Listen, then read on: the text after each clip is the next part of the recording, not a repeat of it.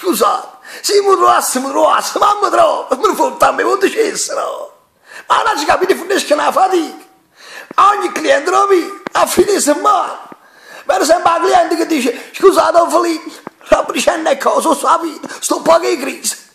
Mio marito ha perso il lavoro, mio figlio sta in mobilità, stiamo un po' in ristrettezza. Ma posso fare a fine mese, signor, ma oggi la vimbroia, a fine mese, e non fa niente. Solo di animo buono, e dico, signor, ma mangi passaglia e voglia, ma vado a fine mese, così stiamo grazie tutto quanto.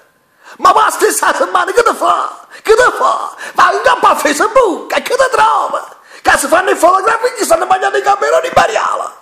I mangi passaglia e voglia, loro si mangiano i gamberoni imperiali. Si vanno a fare weekend fuori, che fotografie, che stanno sempre a fumare con il telefono in mano allora, magari che le fotografie che si fanno.